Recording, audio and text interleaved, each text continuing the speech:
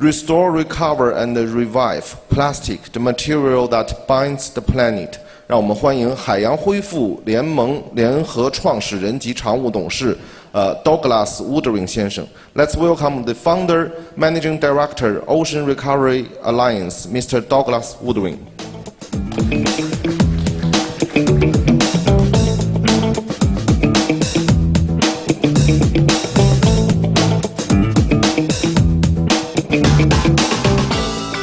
Okay, ni hao and xie xie. Thank you, Patrick, for having me here. This is maybe a scary picture for after lunch, but it's something that we have to talk about because it's a global issue and it's something that we all use and we all touch in our daily lives everywhere. So it's not a product that we can just get away with banning and stopping the use of, and that material is plastic. And it binds the planet in many ways. One is because we all use it in all of our companies and households. And the other is that it is a material that we've now realized does not go away. And that causes a problem in the environment, in our waters, in our land, and many other things. So I'm going to talk about how we can restore our environment a bit, our waters, and how we can recover that, and how it's actually also going to drive economic growth and hopefully business opportunities in trying to fix this. So humans are the only animal in the world that pollutes. All of the other animals that are in nature do not pollute because they go back into nature. But we have created a material now with polymers which do not biodegrade and which cause issues like this. And the challenge is how to turn this into something valuable, because all of this can be valuable. It's just that in this location in Jakarta or a different location in another country, they don't have the machines yet to turn that into recycled content or energy or fuel or some material. But what's interesting is happening here is this boy is picking up straws, and the reason he's doing that is because someone in the community said, I'll give you a little bit of money for those straws if you collect them. So as soon as there's a value put on the material, then the economic cycle happens in society. Someone starts to change and will fix it. But if we have no value on it, then nothing will happen. It will stay in the water.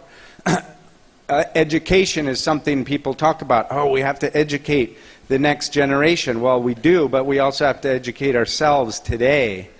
And you have to think about the teachers who are educating the youth, because the teachers might have grown up in this scenario, which is very familiar to a lot of the world, which is the changed baseline where this to them is the norm. And they go to the beach and they don't call anyone and they don't clean up and they think, oh, this is just the normal situation. So they don't tell their kids that this should not be this way. And we do not get this message out into the next population. So this is a big challenge that we all face. When you look at the world's waste production around the world annually, that's municipal solid waste from your households and your businesses. We cover Japan in 10 meters. That's about twice the size of this height of the ceiling in waste every year.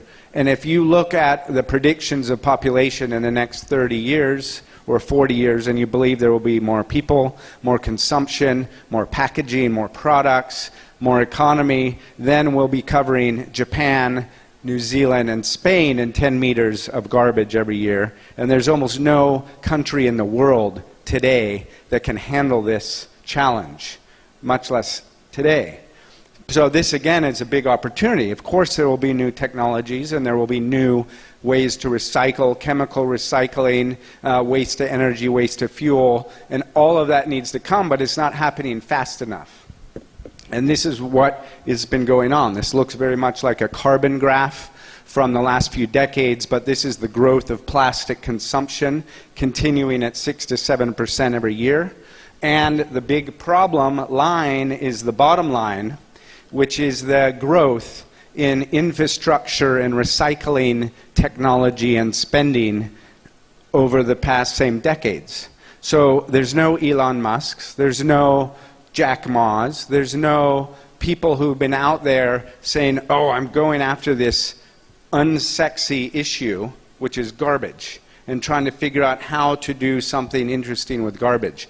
And because of this gap, and because no cities and towns have the capacity to do this conversion of the material into something valuable, that's why it goes into the rivers and the creeks and the streets and the ocean. And now that China has put a ban on materials coming into China that are not processed enough for recycling, I congratulate China for doing that. It's the best thing that's happened to the world, because it's the shock that needs to happen to the world, because they used to simply, the West would simply sell this material, unprocessed garbage to China and other countries and say, oh, you process it. You have cheaper labor, you process it, and when you can't get the good stuff, then the bad stuff stays on your front door. And now, because of this ban, it's putting all the material back into the West where they make it, and it's forcing them to onshore their solutions of recovery and innovation to fill this gap, which is highly needed. What does this amount of money, amount of plastic look like? This is the amount of plastic made since it really started getting produced in the 60s. 822,000 Eiffel Towers, 25,000 Empire State Buildings, 80 million whales, and 1 billion elephants. That's about how much material we make. We've made more plastic than the weight of all people. The reason that we have trash issues is that only the real wealthy countries that have the capacity to take the garbage off the street and recycle it and process it, only they're the ones who keep it from getting in our waters. All the other countries don't have enough facility and money and capacity to get this out of our environment. This is the same kind of graph, but it's recycling per capita. So the richer you are as a country, and the more resources you have as a nation or a state or a county, the more chances you have of recycling that. But if you don't have that resource, then we have a lot of area that don't have the recovery, and that's causing a problem with plastic. The estimate is that 40% of this is burned every year, and it's burned in this way. So this causes 3 problems.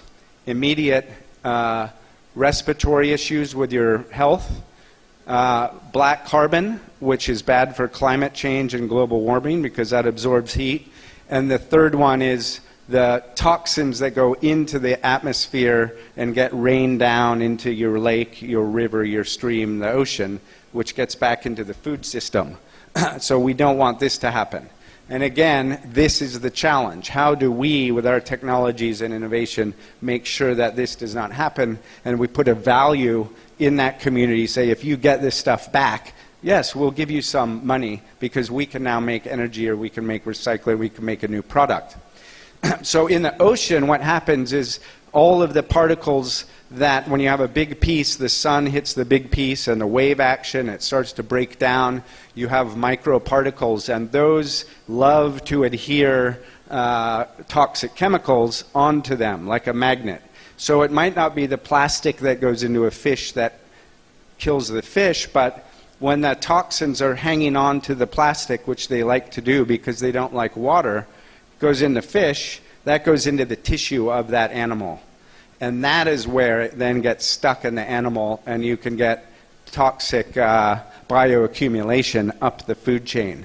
So this little piece of plastic in the ocean environment acts like a transporter for some of the stuff that we burned a minute ago and opened it burning. Some of you have seen these pictures potentially, but there's a whole design story with this bad picture. Because the birds and the animals and the fish, they all like bright colors of anything. Because they think it looks like an egg or a squid or a shrimp or their food. So if your bottle caps and your materials are orange and red and yellow, it's much more likely that that's going to get eaten by an animal if it happens to get in the environment by an accident.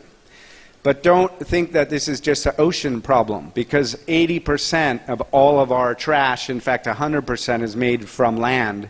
Some goes out onto a boat, but is made on land. But most of this problem comes from our cities and our municipalities and our towns and our companies. It's not coming from the ocean. The ocean is just accepting it downstream. But any animal in the world will mistake plastic as a food if it can fit it in their mouth. A giraffe, a goat, a cow, a deer, a dog, a bird. So I'm going to show you something here because everyone usually talks about plastic and the ocean. I'm going to show you something, if you can show the video here, plastic from a camel's stomach in Dubai in the desert.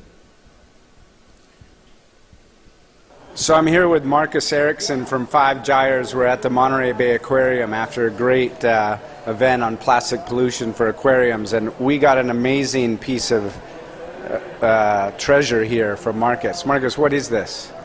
So this is a camel gastrolith. It was in the deserts in Dubai. I met a veterinarian, said, you know, let's walk out of the water, go in the desert. Went to top this ridge, looked over this ridge, and we saw piles of white bones. Each was a bleached camel skeleton. In the middle of each one was trash. So inside of a camel's stomach, this gastrolith was found. It's, I estimate, 150, 200 plastic bags and rope. It's all calcified together, you can see here. That was in the camel's gut. And the veterinarian said it kills camels in 3 ways. It toxifies them because the folds of the bags hold bacteria. It creates blockages. And also, the mass of it dehydrates them. They feel they're full when they're not.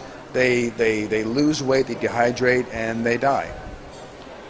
So that's some of the animal impact. But what we've done to the ocean over the many years and decades is we've forgotten about the ocean's capacity to absorb our problems. We've overfished, we've polluted it, we let stuff go out. The old mantra used to be that the solution to pollution is dilution, which means that, oh, if it goes in the middle of the water, the ocean is so big it can just go away and we won't see it. We now realize that the ocean is not too big to fail. It can fail. We have pulled too much out of it. We've put too much bad stuff into it. And when you look at agriculture runoff, nutrients that come out of rivers, pollution that comes out of rivers, all of these dead zones now are in places where a lot of people live. Tourists want to go. You need clean ocean for all kinds of economic and survival activity. So when you think about climate change, if you do believe the ocean may rise, or that there will be big storms, or that there will be big rains, these people need to be able to survive. And if the mangroves are chopped down and the reefs don't exist, which is where 25% of all the world's fish and seafood comes from, is these coastal areas, then we have a big human challenge because they are all not resilient to survive some of these changes. And trash and waste is an immediate vector for bad water. Overfishing is a huge issue. There's over $30 billion a year put into fishing fleets around the world to pay for bigger boats, more gasoline, more petrol, go farther away, go deeper in the water, find smaller fish because they're 85% of all the big fish are now gone. So this is a very big challenge for all of us. Could be an opportunity if we change it. And these guys are not the ones who actually are doing the overfishing. There's 1 billion people a day who survive on fish protein or seafood protein, but it's not him and his parents who are overfishing with big nets. They're just trying to survive. It's the bigger fishing fleets that are going out around the world poaching and getting into their reefs and into their unprotected areas to feed the restaurants of the rest of the world, which is Tokyo and Hong Kong and New York and Shanghai and South Africa and everywhere else. So we could be thinking how we can eat more sustainably. And we go back to plastic. What is this impact? It sounds like it just looks like dirty problem in our street, but it impacts health, water quality immediately, tourism, fishing, boat traffic, flooding, all kinds of things, all linked to trash, which is so actually simple if you really think about it. Because every single piece of trash has left someone's hand before it became garbage. That means we're so close to actually solve this, but yet so far because the infrastructure does not exist around the world to take this into account. So, and when you think about who is losing the most garbage to the environment, where does it come from? It comes from land, but this band in the equatorial area across the world is where all of the big storms and the big rains, big floods happen. So if you don't have good proper waste management, 85% of the world's stuff that gets out into the water comes from this zone because there's a lot of weather events. And if you look at the rivers, Asia is one of these areas, a lot of people, a lot of big rain, a lot of storms, not maybe good waste management. That is what's causing an issue that's getting out into our waters much faster than it should. Something else we just created as just a way to think about garbage and space is that a lot of material, plastic bottles, soap bottles, all of the rigid plastics, when they're empty, they're filled with air. And unless you compress those products, they're storing air in your bin or in your truck. So think about all the plastic bottles you have to move in the city to some place where the guy can grind them and recycle them and turn them into value.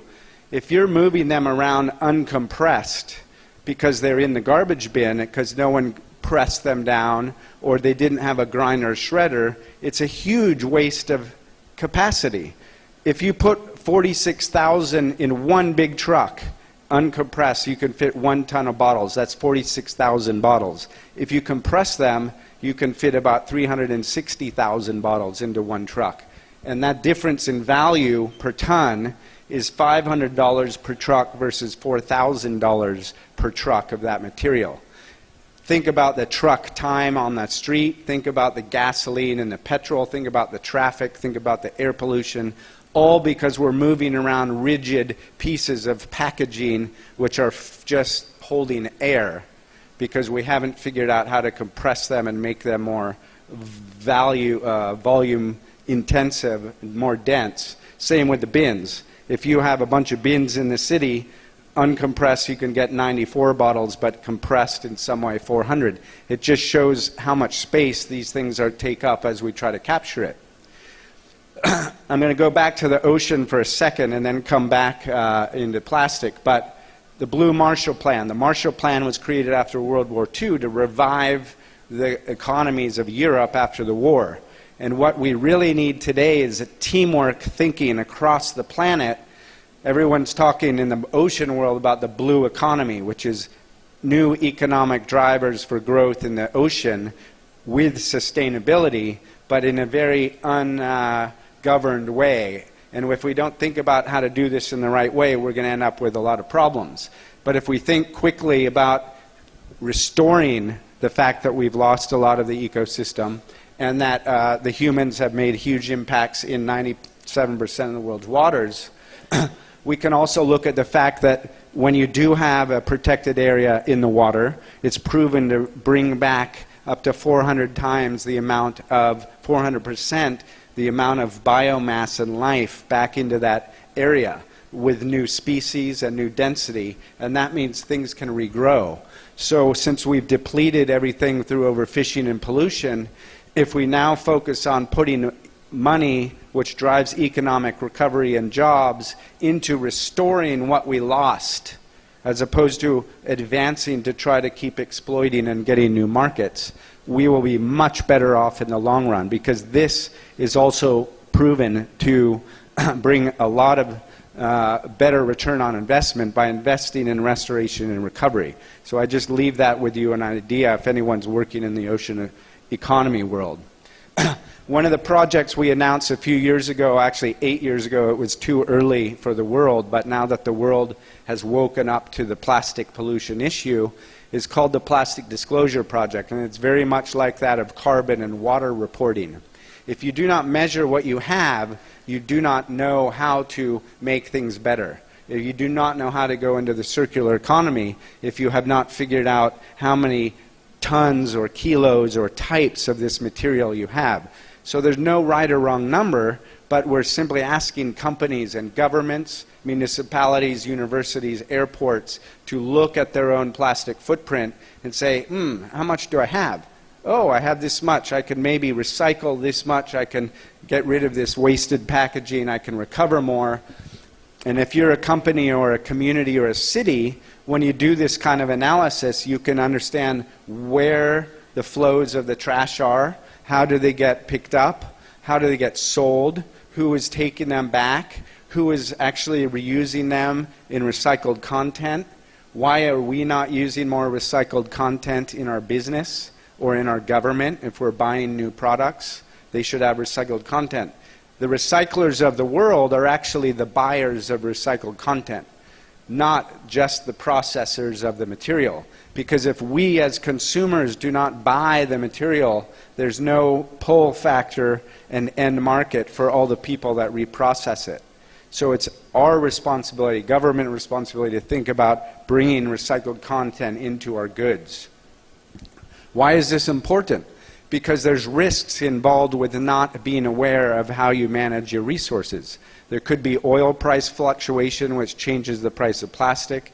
There could be brand issues with liability, because branded trash and social media are a dangerous mix.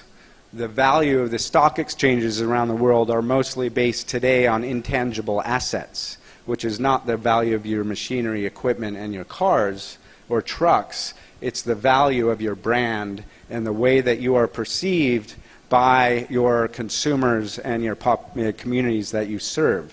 And if your brand is seen to be not ahead of the game and not working on this problem, then there's a potential liability for you or the investor who's investing in you.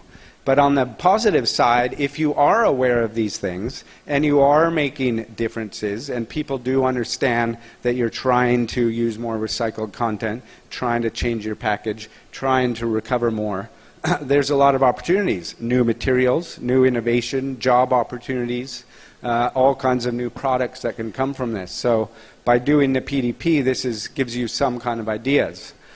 And when we're talking about negativity on the carbon or any environmental improvement, many times we say, oh, I'm going to improve 10%. Next year, 10% less, 10% less. Well, most people don't like going down a negative graph, especially the stock market. They like to go up.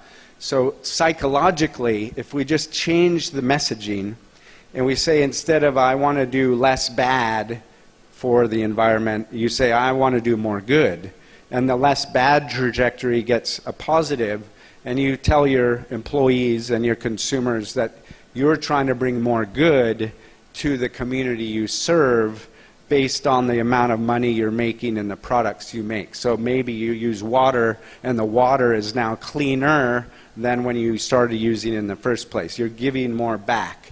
And this is a psychology we need to get into all of the world's companies, thinking about how we can recover a lot of what we took away. And if you look at Larry Fink, who is the CEO of BlackRock, the world's biggest investment firm, this year before the World Economic Forum in Davos, he put out a letter to CEOs around the world and said, if you as a CEO are not doing better for the communities you serve and the environment, we're not going to be investing you in the future, because we don't believe in you as a company to be doing good for that community. And this is important for the world to start thinking about.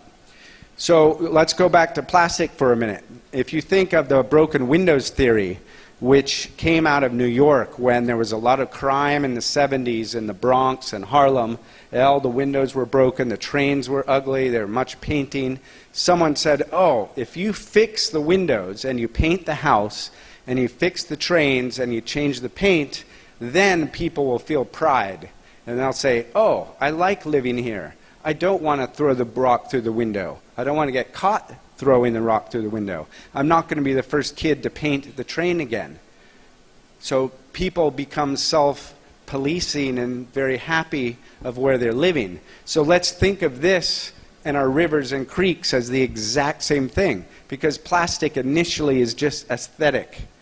So if you change the dirtiness of the broken windows and you make clean windows in a clean place with some flowers and a bike path, it's much less likely that someone's going to take that garbage bag and throw it in the river. They're going to be proud of where they live, and then you can have a dialogue, either you're corporate doing CSR work, corporate social responsibility, or you're a government official, and you say, look, we already cleaned this much. Now we need to do a little bit more. maybe to make the water cleaner. It might cost a little bit, but you build trust. And the community then says, oh, I trust them because they already did this, so let's help them get to the next stage. If we don't even get to this, if we can't do anything at this stage, very hard to have that discussion to move things forward. So when we think of the protection of the ocean, today most people think of the world with the ocean around us, and it's out there and it's far away, and it's not really mine or not really yours. But now let's flip this around and put the continents on the outside, and let's think of the ocean as a lake. And we all border the lake. And the way this is set up, it's exactly proportional to the amount of land territory that circumnavigates the lake, which is the ocean. And now think about your front yard. When you have a front yard, you probably want to keep it raked, and you want to keep the flowers looking nice, and you want your neighbors to like you as a nice neighbor. Think of ourselves in our countries performing good acts for the front yard, which is our ocean, and mainly the area that goes 30 meters down from the coastline, which is where all the life and all the nutrients live. And that's what has been devastated in a big way in the last few decades. So if you look at reforestation of seagrass and seaweed, in fact, what that brings to the ocean in terms of CO2 absorption, wildlife growth, all kinds of protection, storm surges, it's 5 times more valuable than the forests on land.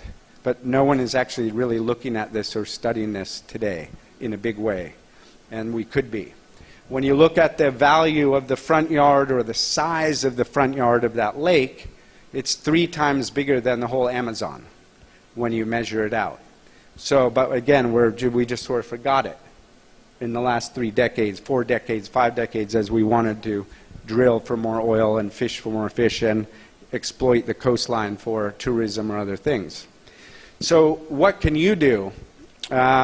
If you see a lot of trash, we have an app called Global Alert, which allows you to report trash hotspots. We announced this 2 years ago. We launched it 2 years ago in New York on the Morgan Stanley big screen.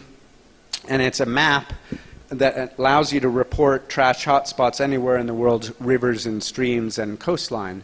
So maybe you can't pick it up, maybe you don't know who to call, but if you see it, you can at least report it. And if you think of rivers and creeks as blood vessels that go to the heart, and the heart is the ocean, and the cholesterol is going through the blood vessel. You want to stop the cholesterol before it goes to the heart. It's much easier to stop it in these blood vessels when it's going only one direction out to sea. Much easier to stop it with a boom or net right there than it is out in the middle. So you're allowed to geotag this, and any watershed in the world can fly in on the map and manage their own watershed or their creek or their coastline with the stakeholders in that community. And when you do that and you start thinking about the broken window and how can we at least stop the flow of material, let's put up booms and nets and catchment devices. And they don't have to be super big, but they need to be thought out. And this one in Malaysia, they take out 100 to 200 kilos every day from this one spot. So it's not perfect. They still take it to a landfill. But the idea is that obviously with new technologies that can turn this to construction material, fuel, recycled material, that will be something that can be usable later. But the first step is to get it caught. And there's all types of sizes and dimensions and engineering, but this is a whole nother job. It's another export opportunity. It's another way that people can get engaged in slowing the flow of things that go into our waterways. And this is what we want to establish with Global Alert and spread the word.